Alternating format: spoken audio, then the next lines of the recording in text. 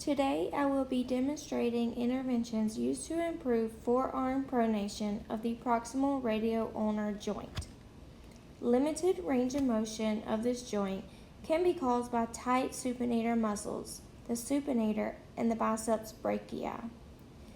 For any of these techniques, your patients can either be in a sitting position or lying on their back in supine.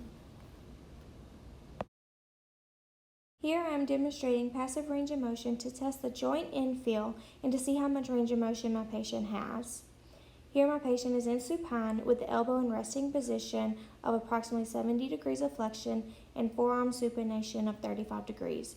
The hand placement is around the distal radial ulnar joint and a towel under the distal humerus for stabilization.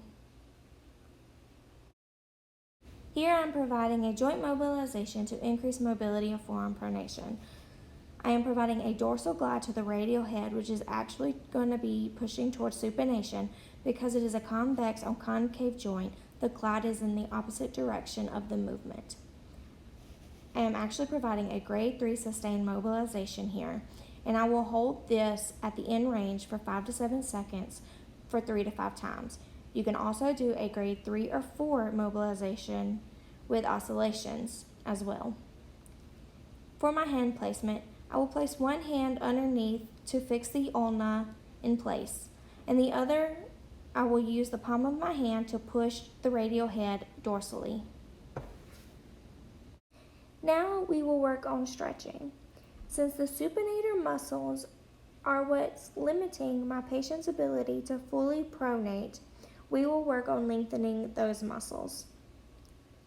As you can see, my patient is in a sitting position with his distal humerus on a towel for stabilization, and his elbow is in the resting position. The way we will stretch the supinator muscles is by pronating his forearm until we can feel a stretch. We will hold that stretch for 20 to 60 seconds, and we will do so 3 to 5 times. We will also work in the newly gained range of motions each time. This type of stretch is a manual static hold done by the physical therapist. Now I'm teaching my patient on how to properly do the stretch at home. It will be a manual static hold self-assisted stretch done 3 times a week for 3 sets at 30 to 60 seconds each. I'm having my patient demonstrate the stretch back to me to make sure he properly understood the instructions. Now I'm teaching my patient a strengthening technique he can use at home. This will be done in a seated position with a towel under his distal humerus, holding a weight or a can of soup if he doesn't have a dumbbell in his hand.